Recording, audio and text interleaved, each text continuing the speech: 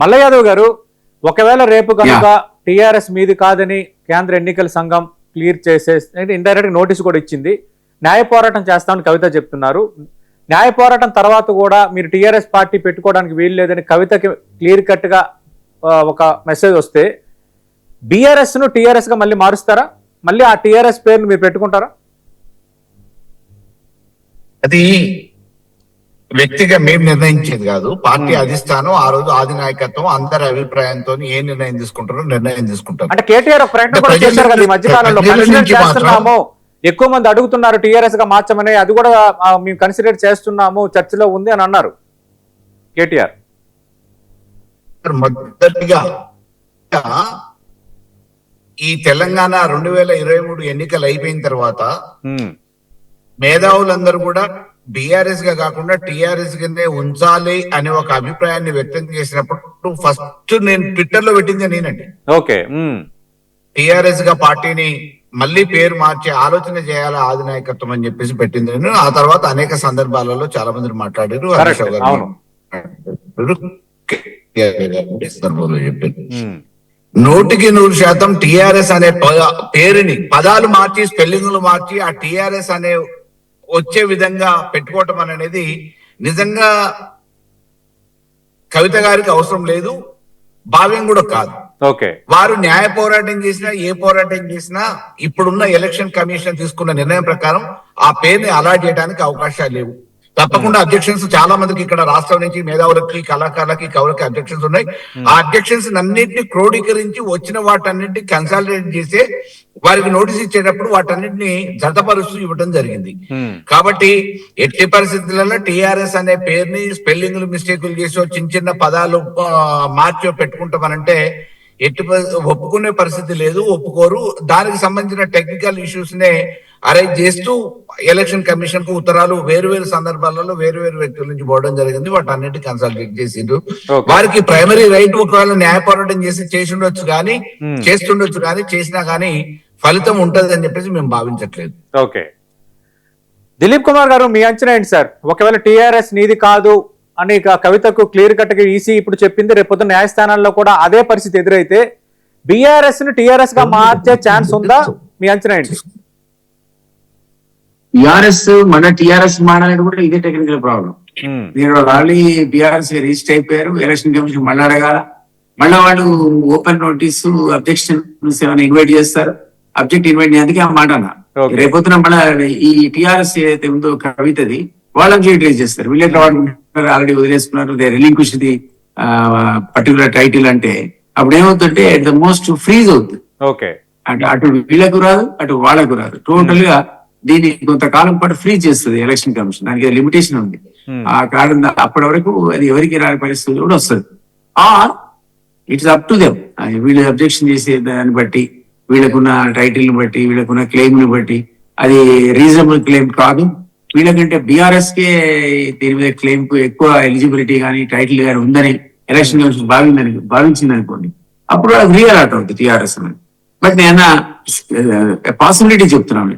అప్పుడు ఇద్దరు కూడా ఈమె డెసిషన్ కి ఈమె సాటిస్ఫై కాకపోవచ్చు, వాళ్ళ డెసిషన్ కి వాళ్ళు సాటిస్ఫై కాకపోవచ్చు, వాళ్ళ నెగటివ్ వస్తే then they will go to court.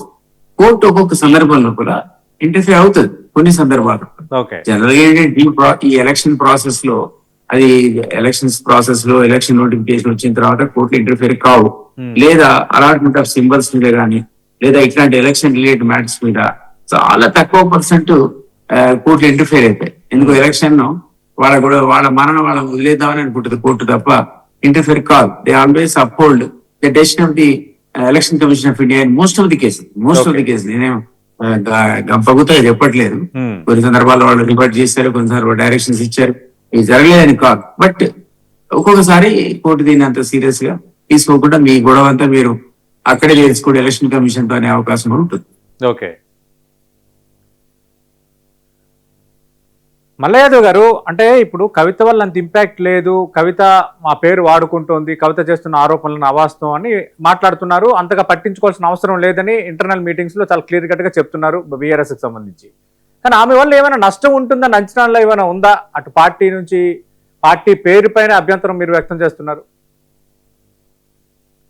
Sir వారి వల్ల నష్టం ఉంటది అని చెప్పేసి మేము భావించట్లేదు, ఏ పార్టీ కూడా భావించట్లేదు. కానీ పోయినసారి మామూలుగా రోలర్ గుర్తు మీద కొంతమంది ఇండిపెండెంట్ పోటీ చేసేది. అవును. దానివల్ల టిఆర్ఎస్ గా 2018లో టిఆర్ఎస్ పార్టీగానే ఉంది.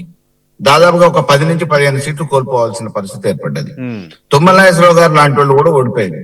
నా దగ్గర కూడా మామూలుగా 4,000 ఓట్లు పడ్డాయి. ఆడెవడో అనామకుడు పోటీ చేసినోడు, గుర్తు మీద ఓట్లు పడతాయి. అదే రకంగా టిఆర్ఎస్ అనేది రేపు ఏ గుర్తిస్తారో తెలియదు, కానీ ఆల్రెడీ పాపులర్ నేమ్ అది. ఆ పాపులర్ నేమ్ ని మళ్ళీ వాడుకుంటాం వారసత్వంగా అంటే ఇక అది పూర్తిగా ఒక పార్టీగా మార్చినప్పుడు దాన్ని బ్యాన్ చేయటమే తప్ప వాడుకునే పరిస్థితి అవకాశం ఇస్తే ఎవరో అపోహలతోనో ఇంకో రకంగానో దారిపోతుంది. ఇండిపెండెంట్ గా పోటీ చేసిన కూడా 10-20 ఓట్లు పడుతున్నాయి.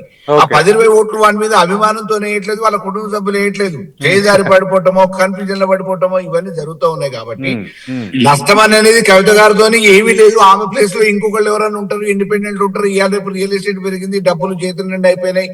ఐడెంటిటీ కోసం, గుర్తింపు కోసం నలుగురులో నేనేదో పోటీ చేసిన అనడానికి కూడా పోటీ చేసేటోళ్ళు చాలా మంది ఉన్నారు. బ్యాలెట్ పేపర్ కూడా నిండిపోతా ఉంది. కాబట్టి ఆమె వల్ల ఎట్టి పరిస్థితులలో ఈ రాష్ట్రంలో ఏ పార్టీ కూడా డ్యామేజ్ లేదు.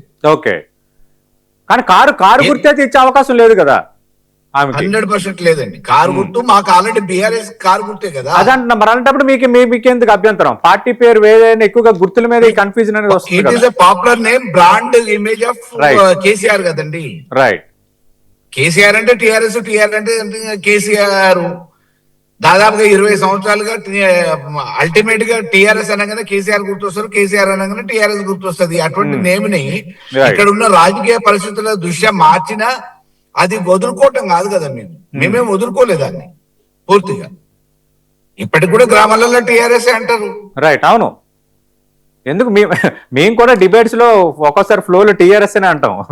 మీరు ఎవరైనా వస్తే కోసము ఎందుకు అది ఒక గుర్తింపు, ఆ పదానికి, ఆ లెటర్స్ కి, ఆ దానికి గుర్తింపు తీసుకొచ్చింది కేసీఆర్ గారు.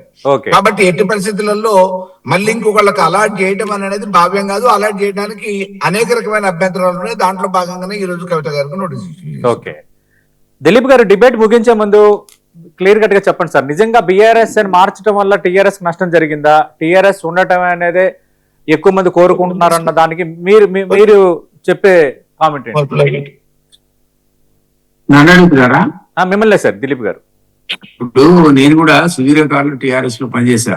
పార్టీ జనరల్ సెక్రటరీ చేశా, 2 సార్లు ఎమ్మెల్సీ గెలిచా పార్టీ ఒక బీఫామ్ తో. నేనైతే డెఫినెట్ గా ఆశ్చర్యపోయినా. టిఆర్ఎస్ ఎప్పుడైతే తెలంగాణని వదులుకొని బీఆర్ఎస్ అని పేరు తీసుకుంటో ఐ వాజ్ రియల్లీ సర్ప్రైజ్ అసలు. ఎందుకంటే ఆ తెలంగాణ సెంటిమెంట్ మీద బేస్ చేసుకుని ఉద్యమాలు నడిపాం. తెలంగాణ సాధన పోరాటంలో టిఆర్ఎస్ అనే పేరు ప్రముఖ పాత్ర వహించింది. సో అది ఈవెన్ ఆయన కూడా కేసీఆర్ గాని ఆ పార్టీ కానీ తెలంగాణ అనే అంశమే వాళ్ళకి వచ్చి వచ్చింది. ఎప్పుడైతే బీఆర్ఎస్ కింద మారారో వాళ్ళు తీవ్రంగా నష్టపోయారు. నిజానికి చాలా నష్టపోయారు.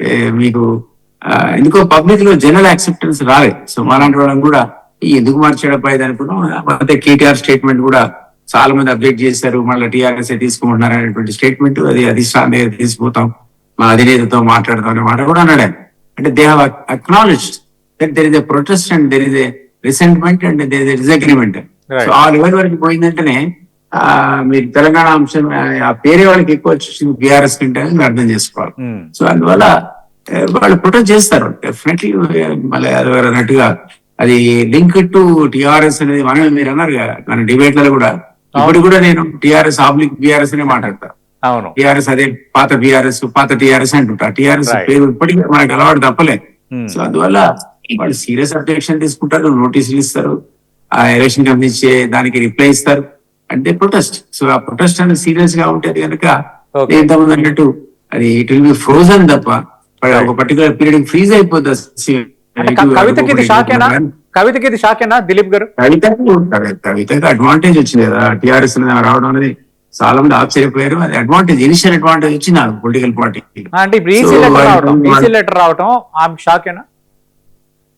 నోటీస్ అనేది ఎక్స్పెక్ట్ చేయలేదు కదా. ఆల్మోస్ట్ అయిపోయింది ఆగదే అనుకున్నాం. నేను కూడా ఆశ్చర్యపోయినా. ఏ కారణం చిత్తాలంటేందో తెలియదు కానీ మొత్తానికి అమ్మాయి లక్కీ టిఆర్ఎస్ మీద రావడం అనేది చాలా లక్కీ అనుకున్నాం. సో ఇప్పుడు అది బ్రేక్ పడేట్టుగా కనబడుతుంది నోటీస్ వల్ల.